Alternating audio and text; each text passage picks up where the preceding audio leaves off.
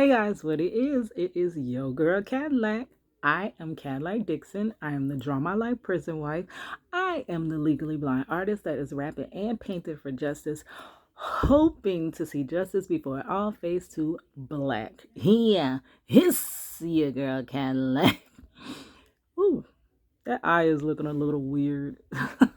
I'm sorry, y'all. So we are back with part 5 my journey, my tireless journey to being an artist. Yes, your girl wants to make a living off of art. Only because I don't want to be an artist on the side and then like have my main 9 to 5. No. So where we left off was with the music.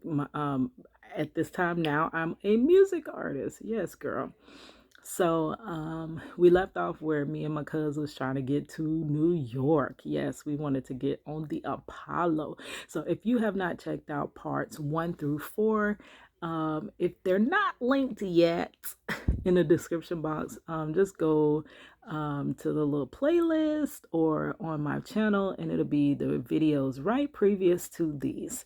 Um, I also did get a Bob Marley vlog out. Check that one out. That's cute. Juju just jumping around and getting his life, and we out having fun. That was when we were celebrating my sister's birthday, her 32nd 32nd birthday. Really sorry. Time to get up. So anyways, so we were trying to get to New York, but girl, that was not happening. We couldn't get up the money. We even at one point, it's a little supermarket here called Winn-Dixie. I had drew all these pictures, and me and my cuz was trying to like, go around dismiss. That's an alarm on this phone. So I set double alarms to make sure your girl, is staying on time and on track with everything. So, anyways, I we were pounding the pavement around the parking lot, trying to sell the art in the parking lot, sell my art in the parking lot. We was trying to get that money, but eventually, I think we just kind of realized we were not going to get that money to get to New York. That just ain't gonna happen, girl. No way. Goodbye. So at that time, I'm still working at the Super Center. Girl ain't left yet. No, it's 2006. I'm still at the Super Center. I have a 5-year-old daughter, so I'm still overnight. Now she is in school, and I'm still doing that same routine where I am sleeping when she sleeps, and in the evening, I am trying to go out and promote and figure out ways to, further this career. So at night, I would, because we're still in the point where I was just a songwriter. That's all I wanted to be, a songwriter, ghostwriter. That was it. So that I can get enough money, so I can have a career, whatever. But also, I had this big goal. I needs to get my baby a lawyer. Like, I need lawyer money. Like, girl. So we still trying to do that. So I at night I would write songs. I would love doing the door greeter, which it would be boring if I wasn't an artist. It would be so freaking boring standing 8 hours at a door. Clearly, wasn't too many people coming through that door. Especially, they had the grocery side door and the GM side door. Not everybody coming through the GM side. I mean, I'm sorry, grocery side door, because that time of night, people coming in for food for food. They're not really just coming in just to, chat or whatever. So I would love to be at the GM side door. That was the door with the less traffic, and that was the door that I could really get imaginative. I would be drawing. We would have to hold a clipboard for when someone went out the door and the door rang. We would have to write those down. So I would be holding that propped up on a buggy against the ice machine when I wasn't falling asleep. Because, girl, it was something about that 3 o'clock in the morning hour that just put you straight to bed. You be gone to bed, girl. I remember one time I would dance. Okay, so first I would write my songs out. I would think of my songs. I'd get a little tempo in my head, like, or I get a little pattern. Like I felt like if the pattern sound good, I don't care what words you put over the pattern, then it would sound good. So I would come up with patterns first. And I would write out these songs, different songs. Now, because I did want to be a songwriter, I definitely did not want to limit myself on just writing songs for females. And when I looked at other females, it just looked like all they sung about was love or breakups or their personal possessions or their sex. Like that was all that I seen that women really sung about. And I completely wanted to be a versatile songwriter. I wanted to write for men, which I did write a lot of my songs for my cousin to sing as a man. And I wrote songs from different perspectives. I wrote rock and roll songs because I didn't want to be just in the box of just writing for R&B, because you remember I grew up as a rock and roll kid. I loved rock and roll music and pop music and stuff like that. So I did not want to be stuck in a box. So I always would try to write different scenarios that were outside of the box. I would come home with so many, like back then, if I didn't have the little paper, I couldn't write it in a book, but I would use it to prop it up. But I would get receipt paper and I would be up there just writing my song lyrics and writing my chorus and this and that. Now, it was kind of difficult coming from poetry to music because music is set in bars.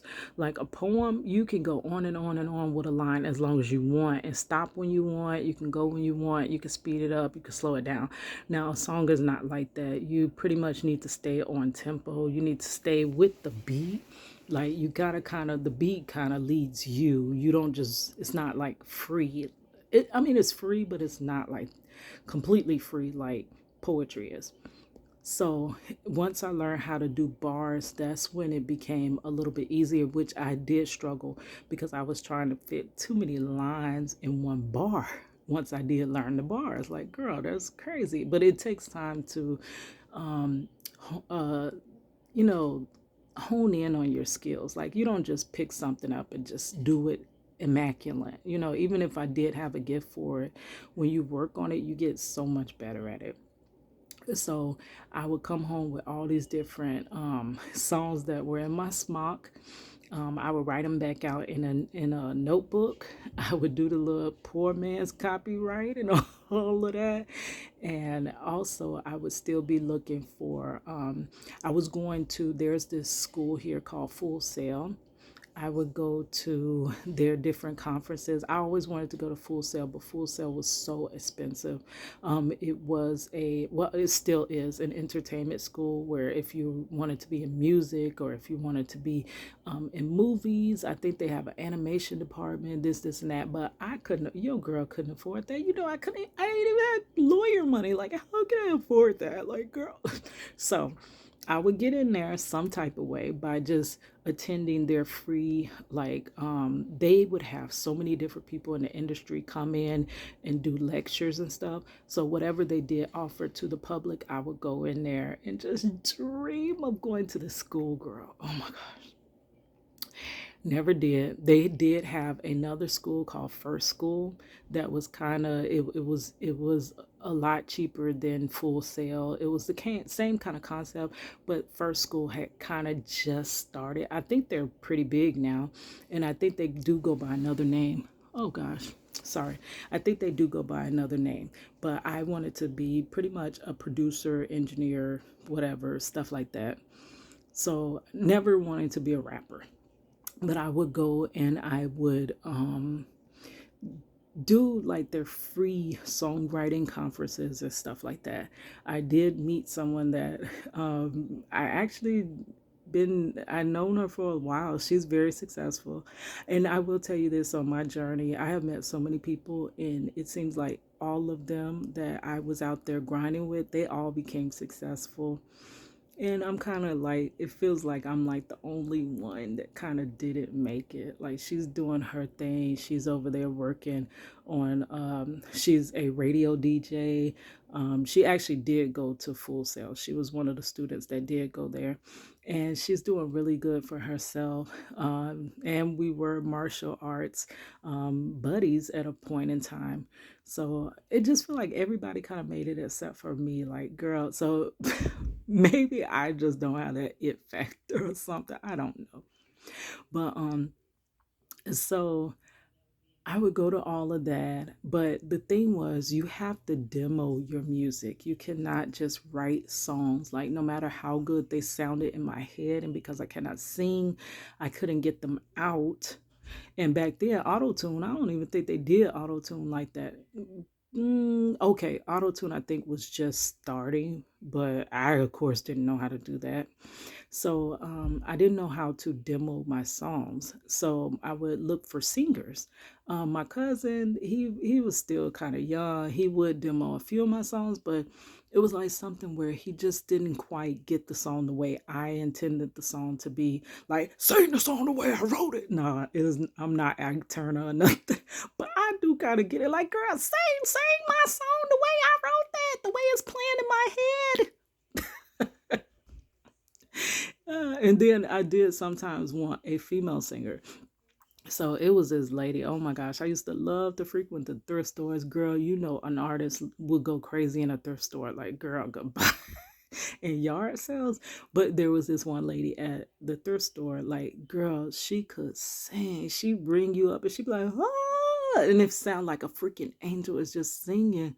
I'm like, oh my gosh. So I'm like, I approached her and I'm like, I'm a songwriter. Like, is it possible that you would be able to sing, demo my songs for me? And of course, I got the, yeah, I will. And then when I come back to the thrift store, I'm like, did you get to learn any of my songs? And oh, no, not yet. And then there was this other girl. Oh my gosh, she was so good. Oh, she worked at a gas station, and I think her family, her brother, somebody was famous, but I don't know, they just didn't keep in touch. So she didn't quite have the family wealth like that. She was just a regular worker like all of us, you know, most of us. Unfortunately, most of us got to work 9 to 5 to make it. So she was a great singer. So I'm like, please, can you please just sing my song? And every time she would give me the same answer. Yeah, sure. Yeah, girl, I sing your songs good.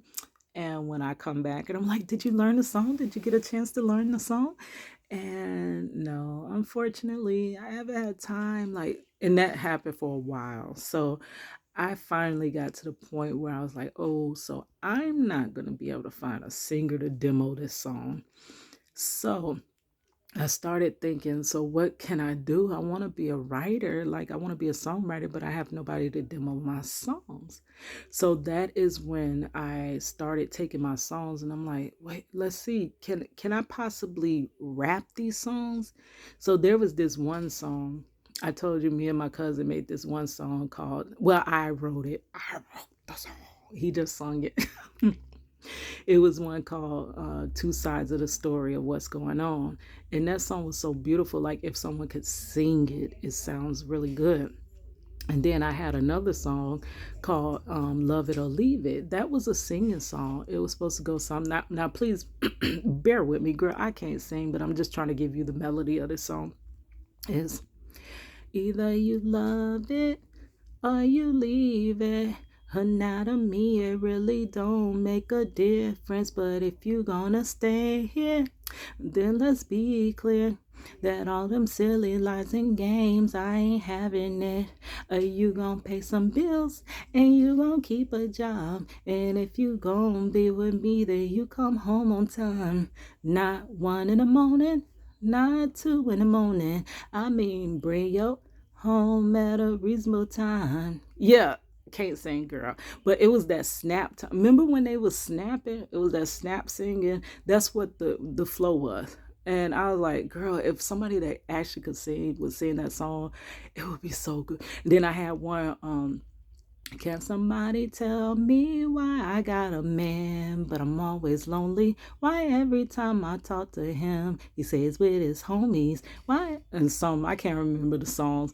So I'm like, can I possibly rap those lyrics? And I was like, okay, let's see. Either you love it or you leave it. Her not a me, it really don't make a difference. But if you gonna stay here, then let's be clear. All them silly lies and games, I ain't having it. You gon' pay some bills, you gon' keep a job. And if you gon' be with me, then you come home on time. Not 1 in the morning, not 2 in the morning. I mean, bring your home at a reasonable time. Yeah, it's your girl Catalyst. And I was like, that sounds good. But okay, but I kind of skipped. Now, when I was jumping into trying to rap it, it kind of, okay, my first demo, I did buy a block of studio time, which I finally found a studio somewhere. There was nowhere. Where do you go in Orlando, Florida? Like, this is a desert island when it comes to the entertainment field. Like, girl, where you go at? So there was this thing called Ozone Magazine. It was they were on a bunch of entrepreneurs together. I remember TJ DJs. He was an artist, and the way he made it, which is very similar to my story of how I'm trying to make it. He drew a picture of Big Tigger. His sister went to go see Big Tigger, and she got the picture to him, and Big Tigger was like, "Oh my gosh, like who drew this? Whoever drew this, they're going to be famous." And that's pretty much where he got his start. And then there was another girl, Mercedes Street. She was basically the promo person. She was doing all the promo. And then there was another one. Oh my gosh, please tell me I can remember her name. Can't remember her name, but she was the head of it. Come to find out, she was basically like a graphic designer. So she did the structure of the magazine or whatever. So this was the Bible when it came to the music industry here in Orlando because there was nothing else. So they got this magazine on the shelves in 7-Eleven. So, girl, on my breaks at Walmart, Super Center, I'm sorry, I would be flying across that street to see if there's a new not episode, I'm trying to say episode, no, issue of Ozone Magazine. Girl, I still got my Ozone magazines, and I used to thumb through that magazine. I'm like, who is this person? Who is that person? But because I'm finding people in the industry that's close to here. And then also, girl, goodbye. This is kind of like, ugh, but I would be on Craigslist. Like when Craigslist first came out, I didn't know it was like all that crazy stuff or whatever. But that's how I did find the little audition to be in T-Pain's video and an audition to be in Ply's video, Shawty. Girl, they did have some legit stuff on Craigslist, but some of it was like, goodbye, girl. And glad I didn't get caught up. Like, but that's how I found the stuff. Like, there really was no industry here like that. So I was clueless as to how to find it. And in there was this one ad for Mo Music. Mo Music. That was the name of studios where Red Dog, girl. Okay, here in Orlando, we had this underground station.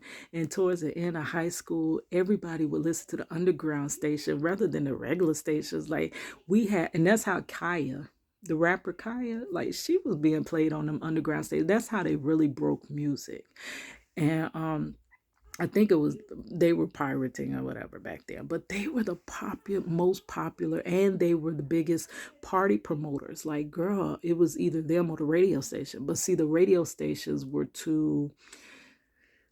That's not what the streets was on. That was like mainstream, and then you had them. That was who you really needed to get through.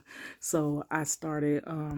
I was like, yeah, I'm going to Mo Music, girl. And I think it was 400. I took my little income tax money. And I'm like, we going to the studio. So me and my cuz, what the way you could break it down is you could either just record for an hour and you could take your other hours and get mixed, or you get mastering, whatever, however you want to use that, or you could just record it all. You could use it all in one session, or you could break the block down. So I would break the block down. I would have my song. I would never go in the studio and play. I would already, because I worked overnight at that door grading. So, girl, that's 8 hours of rehearsal all night. So that's how I became actually entertainment in the super center. They would see me jumping around and singing and performing like, girl, it's like I'm getting my life, like I'm doing full hard down performances at the door. And people are like, "Is she like for real?" And I was like, yeah, girl, I got my. And then I started wearing my little demo. Once I did get a demo around my neck, everywhere I went. If I find a picture of that, I'll put that in the description box. So I started taking my little demos and stuffing them in people's bags. So when they see me performing, yeah, girl, I'm a rapper. And I would hand them the demo and stuff. So I would always have demos in my car, in my truck, my mama little truck. I would have them in my smock. I would have demos everywhere. Like I would go home from overnight burning demos. Like it would take a long time to burn because you could get them pressed up yourself, but of course I'm doing everything on my own. So I would be burning my own demos like back to back to back to back until I got a full spindle, burnt demos to hand out. I made my little cover or whatever. I would package them. I would cut out the little CD sleeve cover, and then I would also package them, and just I kept them on deck for everybody. But now that's a little bit further down. So at this point, I really don't have nothing but that one demo that I recorded on this desktop mic. And now what is so funny, there's this one guy that actually did support that first one that I did on a desktop mic, and he's like, "Oh my gosh, it's really good." And I'm like, "Oh, okay, thank you." And then I'm like, "Who are you?" He's like, "I'm an artist." And I'm like, "Okay, so what do you do?" And he was like, "I do like everything, everything." And he came through and made my first business cards. He made my first that I use. And I just thought I was like on my way, like for real, girl. So so I got the studio block, right? And I'm recording. I get in there. I had this one song, I'm in love with a thug. I did that too. Nas's one mic. You know how it's like little like real calm, the beat, and then it gets high. Yeah, and I thought that was just it. But it go, I'm in love with a thug, in love with a thug. Hey, I'm in love with a thug, in love with a thug. Hey, I'm in love with a thug, in love with a thug. Hey, I'm in love with a thug, in love with a thug. Her loving a thug ain't easy, but I got to take it easy. I know one day he'll get a street life up, but till then I got to show him love. He tying the do-rag on his head. He's lacing the Timbo shoelaces. He's leaving out the door. I'm wondering if he's coming back home. This where the beat changed. Ain't no point in trying to get him not to go, 'cause he's leaving anyway it go. He got to make that dough, or else we'll have no place to call home. Now I ain't saying what he doing ain't wrong, but he's got to take care of his own. It's the only life that he's known. So can I really blame him for it? Hey, I'm in love with a thug, in love with a thug. Hey, and then I had one called Grandmama. Grandmama, is it better on the other side? And if so, then gone save a space for I. Cause the way this world is on my shoulders, and I don't know if I can keep from going under. Her grandmama, if you're listening to the words I say since we last spoke, it's some major things in my life that changed. Yeah, I got pregnant and I had myself a baby girl. Baby daddy got locked up. He left us all alone in this cold, cold world. I gotta drive 5 hours now just so she can see her daddy. I gotta listen to her crying, please. Mommy, please, can daddy come with me? I gotta work 2 jobs in his life just so I can make ends meet. Made me wanna holler out, Lord, is this really how life's supposed to be? Grandmama, is it better on the other side? And if so, then God save a space for I. Cause the way the world it's on my shoulders, and I don't know if I can keep from going under. And I had one, oh yeah, the specific one, my baby daddy. That was the one that I recorded to try to tell the story of Marcello. Like, it was a loosely based story, but it was supposed to gain attention. And this was the one I was supposed to get on the radio so that people like, yeah, did that really happen? I'm like, yeah, girl, that really happened. And we get people to talking about it. And then I do interviews and this and that. This is how it all played out in my head. And then I get people marching like Al Sharpton, everybody chip in. And then boom, Marcello's free. And then that would be it. I put down my career. I'm done. I'm living my life. That's what I imagined.